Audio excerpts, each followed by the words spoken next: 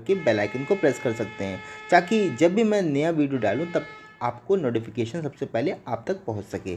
चलिए हम जानते हैं मोशन के बारे में। तो मोशन क्या होता है कि अगर किसी वस्तु की स्थिति में एक निश्चित बिंदु के सापेक्ष लगातार परिवर्तन होता है तो वो वस्तु गति की अवस्था में कहा जाता है। जैसे अगर मैं यहाँ पे बोलूँ कि ये ऑब्जेक्ट, इसको मैं धक्का देता हूँ और ये यहाँ से यहाँ पर चला जाता है, या ये एक बिंदु से दूसरे बिंदु में जाने पर इसमें परिवर्तन हुआ, इसी परिवर्तन की अवस्था को ही हम गति या फिर मोशन कहते हैं। तो मोशन इन वन डायमेंशन, तो वस्तु की गति एक विमीय कहलाती है। इस वन डायमेंशन को हम एक विमीय कहते हैं। तो वस्तु की गति एक विमीय कहलाती है अगर समय के सापेक्ष बदले आकाश में वस्तु की गति केवल एक निर्देशांक से व्यक्त हो। जैसे एक कण की सरल रेखा, एक कण की सरल रेखा, जैसे कोई एक ऑब्जेक्ट है, वो एक ऑब्जेक्ट यहाँ से यहाँ तक चला जा रहा है, तो इस तरह के मोशन को हम कहते हैं एक विमीय मोशन या फिर मोशन इन वन डायमेंशन। अब कुछ डेफिनेशन जो इस मोशन से रिलेटेड है उसको जान लेते हैं। जैसे कि सबसे पहला है डिस्टेंस। डिस्टेंस क्या होता है? डिस्टेंस का मतलब होता है दूरी। तो किसी वस्तु द्वारा तय किए गए कुल रास्ते की लंबाई को उस वस्तु द्वारा चली गई दूरी कहलाता है। ये एक अदिश राशि है। ये कौन सी राशि है? ये अदिश राशि है। जैसे कि हम लोग जानते हैं दो तरह की राशि होती है, एक होती है अदिश राशि, एक होती है सदिश राशि, जिसको हम कहते हैं वेक्टर और स्केलर। वेक्टर वो होता है जिसमें डायरेक्शन होता है, स्केलर वो होता है जिसमें डायरेक्शन नहीं होता है। तो ये एक अदिश यानी स्केलर डायमेंशन है। यहाँ पर आप जानते हैं इसको। चलिए हम लोग आगे इसको मिटा देते हैं और आगे हम लोग पढ़ते हैं। तो चलिए हम लोग आगे बढ़ते हैं। आगे हम लोग ये जानते हैं कि विस्थापन यानी डिस्प्लेसमेंट क्या होता है। डिस्प्लेसमेंट क्या होता है? तो डिस्प्लेसमेंट के बारे में जानते हैं। तो किसी विशेष दिशा में गतिशील वस्तु की स्थिति परिवर्तन को उसका विस्थापन कहते हैं। ये कौन सी राशि होती है? जैसे कोई एक ऑब्जेक्ट यहाँ से यहाँ तक चला जा रहा है, बिल्कुल सीधे यहाँ से यहाँ तक चला जा रहा है, तो यहाँ पर यहाँ से लेकर यहाँ तक यानी इधर से लेकर इधर तक जो ऑब्जेक्ट गया है उससे ही हम क्या कहते हैं? उसे हम विस्थापन कहते हैं। ये एक सदिश राशि यानी कि इसमें डायरेक्शन है यानी दिशा है, तो ये वेक्टर क्वांटिटी होगी। ये एक वेक्टर है। तो विस्थापन का परिमाण दो स्थितियों के बीच न्यूनतम संभव दूरी के बराबर होता है। तो हम कह सकते हैं कि दूरी जो होता है वो बड़ा और बराबर होता है किसके? विस्थापन के। दूरी बड़ा और बराबर होता है विस्थापन के। उसके बाद गतिमान कण के लिए दूरी कभी ऋणात्मक या शून्य नहीं हो सकता है। इसको आप नोट करके रखिए कि दूरी अगर कभी भी ऋणात्मक या शून्य नहीं हो सकता, जबकि विस्थापन हो सकता है। अगला पॉइंट यहाँ पर मैं आपको बताना चाहता हूँ कि दो बिंदुओं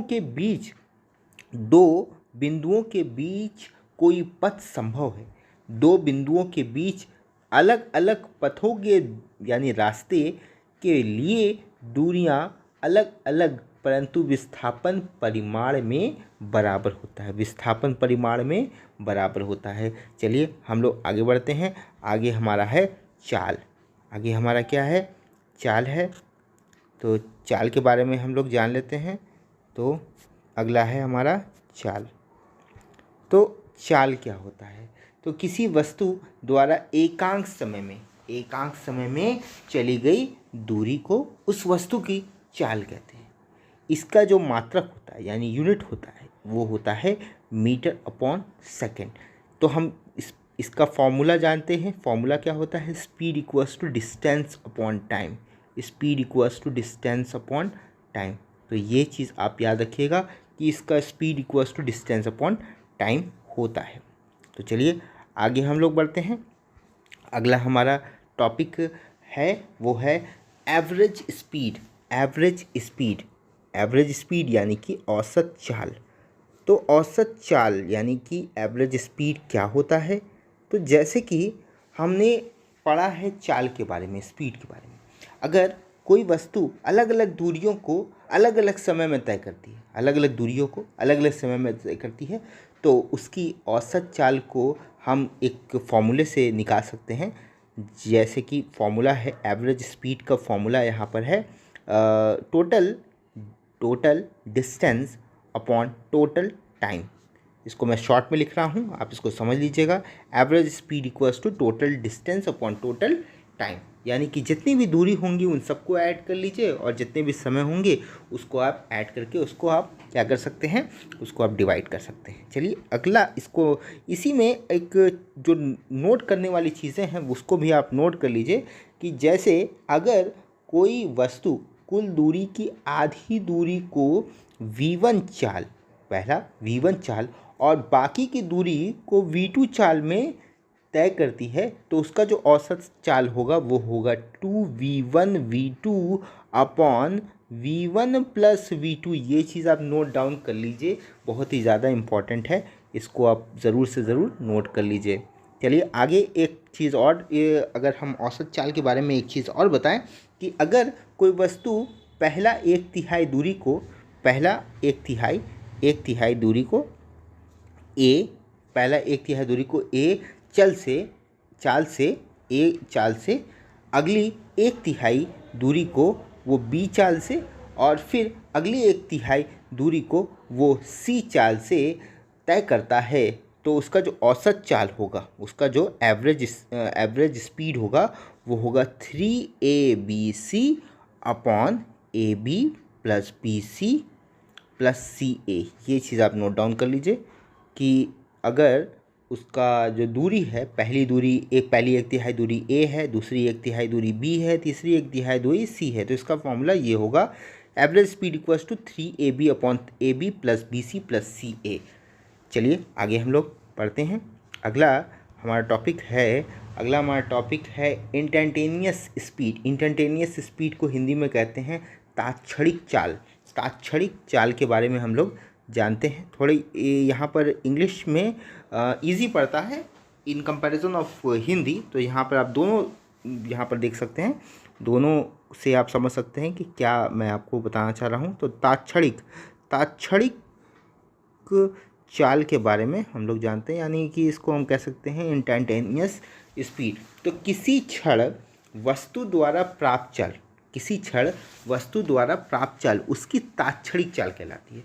यानी किसी भी पल अगर कोई चाल हमें मिलता है तो उस चाल को हमें तात्क्षणिक चाल कहते हैं। जैसे कि अगर डेल 10 यानी कि हम बोल सकते हैं डेल्टा टी है, यह डेल्टा टी यानी कि आखिर वाला समय और पहला समय का अंतर वो बराबर है, ये टेंस टू 0 हम बोलें, तो यहाँ पर हम बोलेंगे कि इसकी तात्क्षणिक चाल जो होगा, लिमिट निकाल देंगे। लिमिट कितना होगा, del t tends to 0 del s upon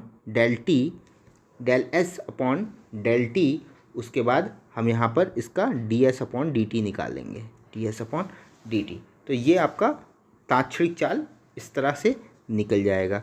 तात्क्षणिक चाल निकालने का ये फॉर्मूला आपका बन गया। चलिए आगे बढ़ते हैं हम लोग। आगे यहाँ पर है, अब हम लोग जानते हैं वेग यानी कि वेलोसिटी के बारे में। हम लोग जानते हैं। तो वेलोसिटी क्या होता है? वेलोसिटी तो किसी वस्तु द्वारा एकांक समय में तय किए गए विस्थापन को उस वस्तु का वेग कहते हैं। जैसे कि हम लोग स्पीड में पढ़े हैं, speed equals to distance upon time, same उसी तरह वेलोसिटी होता है, लेकिन वेलोसिटी में आपका डिस्टेंस नहीं होता, यहाँ पे होता है डिस्प्लेसमेंट। जैसे कि इसका फॉर्मूला हम अगर देखें तो वेलोसिटी इक्वल्स टू होता है डिस्प्लेसमेंट अपॉन टाइम। जैसे कि हम स्पीड में देखे थे, speed equals to distance upon time, यहाँ पर डिस्प्लेसमेंट है। क्यों? क्योंकि यहाँ पर दिशा होती है यानी डायरेक्शन होती है, और डायरेक्शन होने की वजह से ये कौन सी क्वांटिटी कहलाएगी, ये कहलाएगी वेक्टर क्वांटिटी। ये कौन सी क्वांटिटी कहलाएगी? Vector quantity. इसको आप याद रखिएगा। इसको लेकर मैं आपको कुछ नोट्स बताना चाहता हूँ, जैसे आप इसको नोट कर लीजिए, जो कि आपके एग्ज़ाम के लिए बहुत ही ज़्यादा इंपॉर्टेंट होगा। सबसे पहली बात यहाँ पर मैं आपको बताऊँगा कि अगर कोई वस्तु t1 समय, एक वस्तु t1 समय के लिए v1 वेग में चलती है और t2 समय के लिए v2 वेग में चलती है, तो उसका जो औसत वेग होगा, यानी कि उसका जो एवरेज वेलोसिटी होगा वो आपका होगा v1 t1 plus v2 t2 upon t1 plus t2। इसको याद आप रखिएगा, ये बहुत ही ज़्यादा इम्पॉर्टेंट है। इसके बाद चलिए अब हम लोग अगला टॉपिक पढ़ते हैं। अगला टॉपिक जो वो भी बहुत ज़्यादा इम्पॉर्टेंट है और हर एग्ज़ाम में वो ज़रूर से आता है। अगला जो हमारा टॉपिक है वो है एक्सेलरेशन, यानी कि त्वरण। एक्सेलरेशन यानी कि त्वरण। तो एक्सेलरेशन के बारे में हम लोग जानते हैं। तो किसी वस्तु के वेग परिवर्तन की दर को त्वरण कहते हैं। किसी वस्तु के वेग परिवर्तन की दर को क्या कहते हैं? त्वरण कहते हैं। त्वरण क्या होता है? त्वरण एक सदिश राशि है, यानी कि इसमें कोई डायरेक्शन नहीं होता। जब भी कोई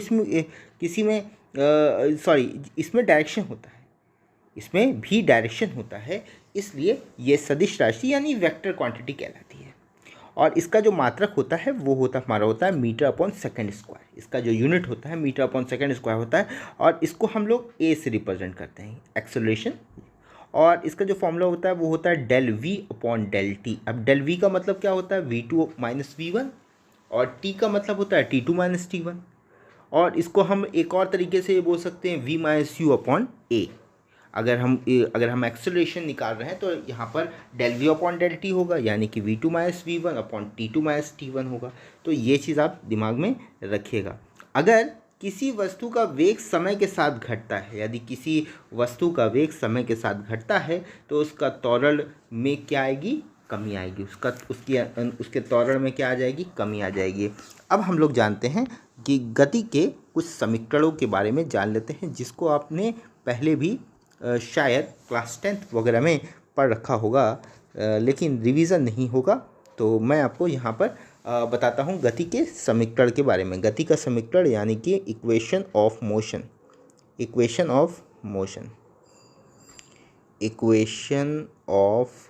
मोशन। चलिए इसके बारे में भी हम लोग जान लेते हैं। इक्वेशन ऑफ मोशन, अगर कोई वस्तु u वेग से चलना शुरू करता है और t समय के बाद इसका जो वेग होता है वो कैसा हो जाता है? v हो जाता है। और वस्तु का जो त्वरण है वो क्या है? a है। और वस्तु द्वारा चली गई दूरी कितनी है? s है। तो हमें इससे इन सभी से मोशन के 3 फॉर्मूले मिलेंगे। वो कौन कौन से फॉर्मूले होंगे? पहला formula v equals to u plus a t. दूसरा फॉर्मूला हमें मिलेगा s equals to u t plus half a t square. तीसरा फॉर्मूला हमको मिलेगा v square equals to u square plus 2as।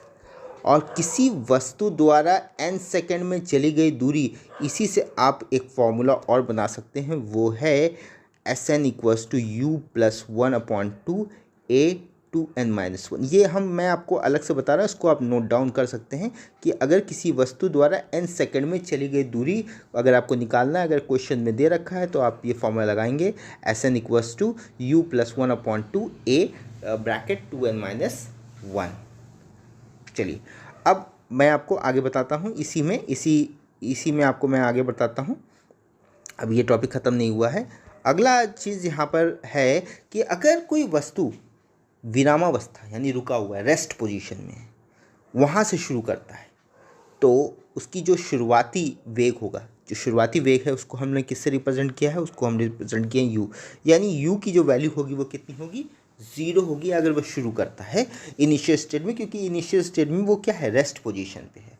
तो वो जब शुरू करेगा तो u की वैल्यू होगी 0। और अगर किसी वस्तु का वेग समय के साथ घटता है तो उसका त्वरण कैसा होगा? ऋणात्मक होगा कि धनात्मक होगा? तो ऋणात्मक लिया जाता है, यानी कि उससे हम लिखते हैं क्या? उसे हम प्लस a की जगह पर -a लिखते हैं अगर ऋणात्मक होगा तो, +a की जगह पे हम -a लिखते हैं। अगर किसी वस्तु का जो वेग समय के साथ घटता है तो उसका त्वरण ऋणात्मक लिया जाता है, तो हम कह सकते हैं कि उसके +a की जगह पर हम क्या लिखेंगे, -a लिखेंगे। तो अगर यहाँ गति के समीकरण को अगर हम ग्रेविटेशन से जोड़ें, ये ग्रेविटेशनल एक्सेलरेशन से जोड़ें, जैसे धरती पर हम किसी चीज़ को ऊपर फेंकते हैं तो धरती पर आता है, तो जब धरती पे आता है तो वहाँ पर ग्रेविटेशनल एक्सेलरेशन यानी जी लगता है। जी का वैल्यू आप जानते हैं कितना होता है, 9.8 मीटर/सेकंड स्क्वायर होता है, मीटर/सेकंड स्क्वायर होता है। तो उस केस में यहाँ पे जो गति का motion of equation of motion जो हमने यहाँ पे आपको बताया है वो यहाँ पर थोड़ा सा बदल जाएगा। वो जो 3 इक्वेशन मैंने आपको अभी बताया है वो 3 इक्वेशन अगर ग्रेविटेशन के हिसाब से अगर हम देखें तो वो फॉर्मूला वो हो जाएगा v=u+gt। सेकेंड इक्वेशन जो मैंने बताया s की जगह पे, तो s की जगह पे यहाँ पे h हो जाएगा, h=ut+12gt², ये हाफ gt² हो जाएगा, ut+12gt² हो जाएगा। और जो तीसरा इक्वेशन है वो हो जाएगा v² + u² + 2gh हो जाएगा। उसी तरह अगर ऊपर की ओर गति का समीकरण होगा तो अगर हम नीचे से ऊपर की तरफ अगर नीचे आएगा तो ये फॉर्मूला हो जाएगा। अब ऊपर जाएगा तो बस कुछ नहीं करना है, बस जहाँ जहाँ प्लस आपको दिख रहा है ना, बस उसको माइनस कर देना है। क्या कर देना है, माइनस कर देना है। चलिए मैं आपको लिख के ही बता देता हूँ। तो जैसे अगर कोई ऑब्जेक्ट है यहाँ पर, जो कोई ऑब्जेक्ट नीचे की तरफ जाएगा तो उसकी गति जो होगी वो सब पॉजिटिव में होगी, क्योंकि नीचे जा रही है तो पॉजिटिव में होगी, क्योंकि उसकी गति बढ़ेगी। लेकिन जब ऊपर भेजेंगे तो गति कम हो जाएगी, ये ऋणात्मक हो जाएगी। जैसे कि मैंने आपको बताया एक्सेलरेशन माइनस में हो जाता है, तो जब एक्सेलरेशन माइनस में हो जाएगा तो वहाँ पे इक्वेशन में क्या हो जाएगा, माइनस हो जाएगा। तो अब यहाँ पे बोल सकते हैं कि अगर ऊपर की ओर गति का होगा तो ऊपर की ओर गति होगी तो v=u−gt हो जाएगा, पहला इक्वेशन। दूसरा इक्वेशन h=ut−12gt² हो जाएगा। तीसरा इक्वेशन v²=u² -2gh हो जाएगा। तो ये है यहाँ पर 3 तरह के इक्वेशन यहाँ पे हो जाएंगे। अगर हम ऊपर की ओर भेजेंगे तो यहाँ गति का समीकरण चेंज हो जाएगा, नीचे की ओर गति का समीकरण चेंज हो जाएगा। चलिए आगे अगला टॉपिक जो हमारा है वो बहुत ही अच्छा है और इंटरेस्टिंग भी है। अगला जो टॉपिक है वो हम यहाँ पर रिवीजन करेंगे, लेकिन उसको हम रिवीजन कैसे करेंगे, ग्राफ बनाकर। तो अब यहाँ पर जो हमने अभी 1 डायमेंशनल मोशन के बारे में पढ़ा है, तो इस 1 डायमेंशन मोशन को हम पढ़ेंगे ग्राफ में, ठीक है। तो चलिए ग्राफ जान लेते हैं, कुछ ग्राफ जान लेते हैं। तो सबसे पहले हम लोग जानेंगे यहाँ पर विस्थापन समय ग्राफ के बारे में। विस्थापन समय ग्राफ या डिस्प्लेसमेंट टाइम ग्राफ के बारे में हम लोग देख लेते हैं। सबसे पहला ग्राफ ये देख लीजिए, ये वाला ग्राफ, ये मैं आपको यहाँ पे बना रहा हूँ, ये वाला ग्राफ, कि अगर कोई वस्तु एक समान ऋणात्मक वेग से चलता है। मान लीजिए कि कोई एक वस्तु है A, यहाँ पर A है। अब वो ऋणात्मक वेग से चलेगा, यानी ऊपर से नीचे आएगा या नीचे से ऊपर आएगा, नीचे से ऊपर जा रहा है तो ऋणात्मक हो जाएगा ना, ऋणात्मक वेग हो जाएगा उसका। तो वो ऐसे जा रहा है, ऐसे A से B की तरफ जा रहा है, तो क्या हो रहा है, घट जा रहा है। अब इधर से जाएगा तो क्या होगा, बढ़ेगा। लेकिन वो ऊपर से जा रहा है तो वो ऋणात्मक हो जाएगा। तो उसका जो विस्थापन समय ग्राफ होगा, यहाँ पर अगर हम देखें, ये हमारा समय है और ये यहाँ पर विस्थापन है। यहाँ पर विस्थापन हो रहा है और यहाँ पे समय हो रहा है। तो A से B की तरफ जाएगा तो क्या होगा, ऋणात्मक होगा। तो यहाँ पर जो थीटा की वैल्यू होगी वो क्या होगी, 90 से कम होगी, 90 से कम बनेगी। तो वस्तु का विस्थापन के संदर्भ में बिंदु के सापेक्ष घटता है जब तक कि ये शून्य ना हो जाए, यानी ज़ीरो पूरी तरह से ना हो जाए। तो ये ग्राफ हमने आपको बता दिया, पहला ग्राफ है। दूसरा ग्राफ इसी में अगर हम देखें, एक बार और बनाते हैं इस ग्राफ को ताकि आपको अच्छे से समझ में आ जाए। तो अगर वस्तु नियत मंदन से गतिमान है, यानी कि धीरे धीरे गति कर रहा फिर कम होता जा रहा है, तो विस्थापन समय ग्राफ समय अक्ष की ओर झुक जाता है। यानी कि यहाँ से धीरे धीरे धीरे धीरे बढ़ रहा, अब बढ़ेगा तो क्या होगा, धीरे धीरे घटेगा, यानी यहाँ से ऐसे नीचे आएगा। आपने प्रोजेक्टाइल मोशन तो पढ़ा ही होगा। तो प्रोजेक्टाइल मोशन में क्या हो रहा है, यहाँ से ऐसे मंद होकर के मुड़ जा रहा है। तो यहाँ पर समय विस्थापन ग्राफ का में झुकाव आएगा। क्या आएगा, झुकाव आएगा। तो यहाँ पर कौन सा वेग यहाँ पर हो रहा है, यहाँ पर बन रहा है तात्क्षणिक, जो मैंने अभी बताया इंस्टैन्टेनियस स्पीड, जो यहाँ पर मैंने आपको बताया इंस्टैन्टेनियस स्पीड के बारे में मैंने आपको बताया था। तो यहाँ पर ये आप देख रहे हैं, यहाँ पे झुकाव हो रहा है, यहाँ पे आपका झुकाव हो रहा है। तो यहाँ पे आप देख सकते हैं, यहाँ पे θ1 है, तो जो कि θ2 से बड़ा है। फिर उसके बाद यहाँ देखिए θ2 है, ये देखिए θ2 है। तो यहाँ पे देखिए, यहाँ पे आपको झुकाव नज़र आ रहा है।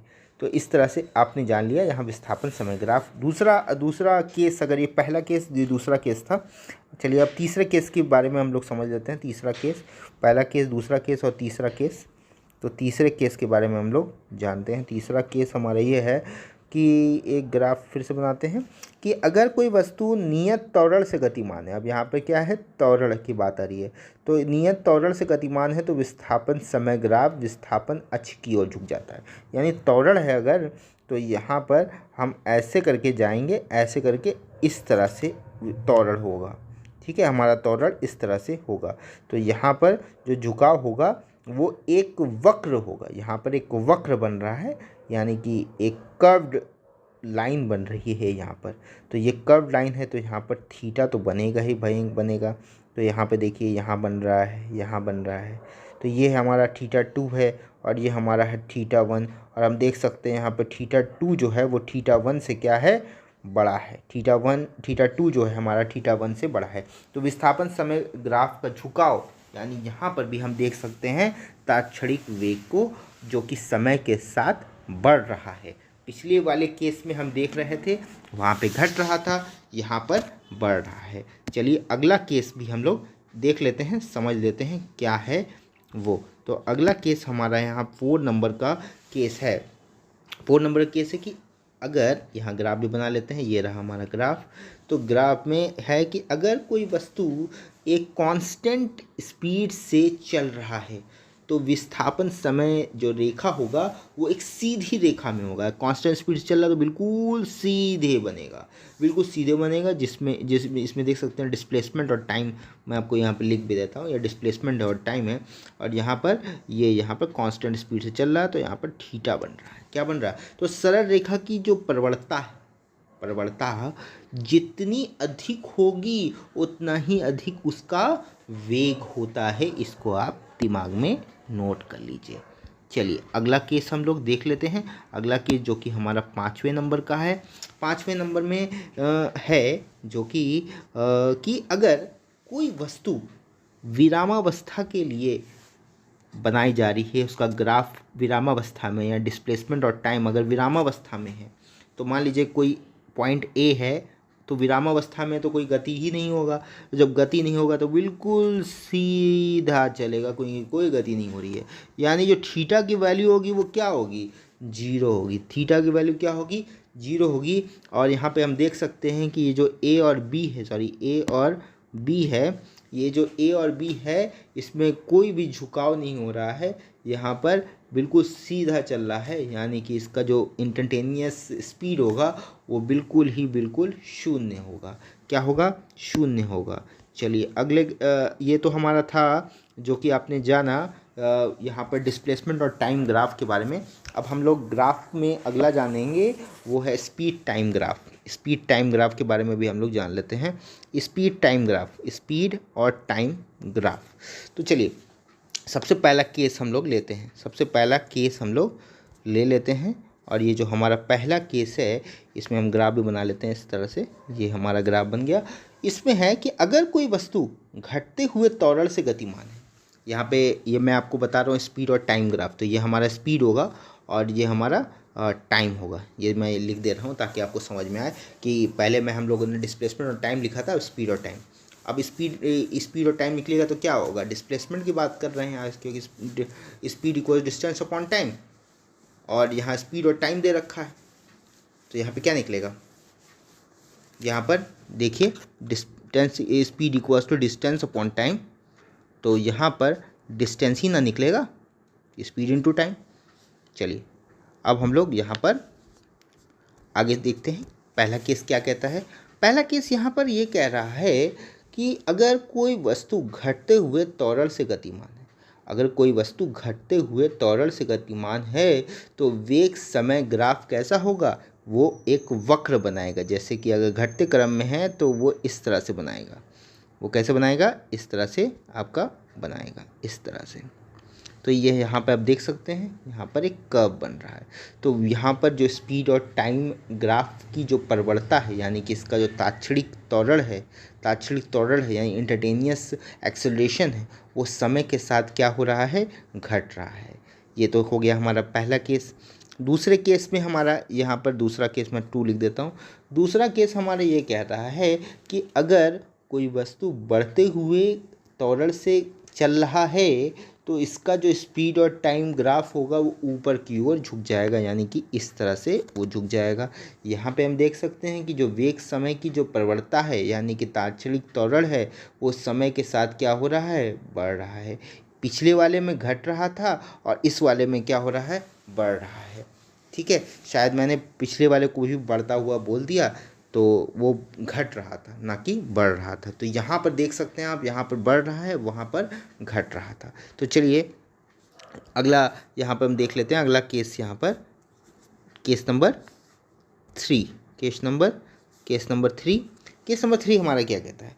केस नंबर 3 यहाँ पे कहता है कि अगर कोई वस्तु अशून्य प्रारंभिक वेग, यानी कि 0 नहीं है, उसका जो शुरुआती वेग है 0 नहीं है, एक नियत त्वरण से गतिमान है, यानी कि मान लीजिए अगर यहाँ अगर शून्य होगा तो यहाँ से होता, लेकिन वो शून्य नहीं है, यानी यहाँ से शुरू होगा। कहाँ से शुरू होगा, यहाँ से। तो वो यहाँ से मान लीजिए शुरू हो गया, यानी ये ए हो गया। अब वो नियत स्पीड से, यानी कांस्टेंट स्पीड से वो चल रहा है, कांस्टेंट स्पीड से गतिमान है। तो उसका जो स्पीड और टाइम ग्राफ होगा उसको हम इस तरह से दर्शाएंगे। यहाँ पर जो मूल बिंदु से ना होकर गुजरने वाली सरलरेखा ए बी ये होगी, और यहाँ पर जो बनेगा एंगल वो होगा हमारा थीटा, और यहाँ से आप देख सकते हैं एक झुकाव होगा जो कि है B1।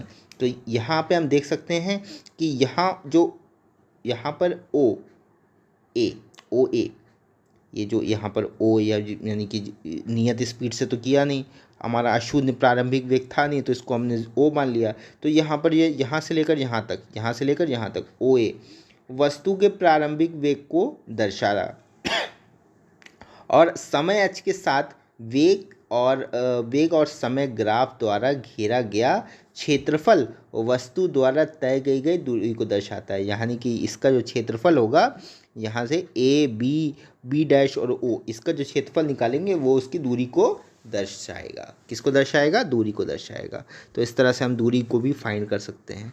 चलिए केस नंबर 4 को हम लोग एक नज़र मार लेते हैं। केस नंबर 4 हमारा ग्राफ बनाते हैं फिर से, और केस नंबर 4 हमारा ये कहता है कि अगर कोई वस्तु शून्य प्रारंभिक वेग, अब यहाँ पे बात है ना शून्य, तो शून्य यानी कि इस पॉइंट से, तो इसको हम ओ बोल देते हैं, शून्य प्रारंभिक वेग। तो शून्य प्रारंभिक वेग से नियत त्वरण से गतिमान है, एक ऐसे चल रहा है, नियत त्वरण से चल रहा है, बिल्कुल सीधे चल रहा है।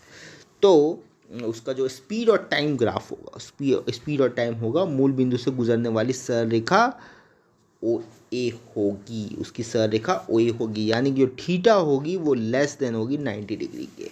तो ये सरल रेखा यहाँ पर हम बना रहे हैं ओ ए, जो यहाँ पर है ओ ए, यहाँ पर हम देख सकते हैं जो झुकाव जितना अधिक होगा उतना ही अधिक उसका क्या होगा, इंस्टेंटेनियस एक्सेलरेशन, यानी तात्क्षणिक त्वरण होगा। उसका इंस्टेंटेनियस त्वरण क्या होगा, इतना ही होगा। चलिए आगे हम लोग जानते हैं अगली चीज़ हमारा यहाँ पर देख लेते हैं।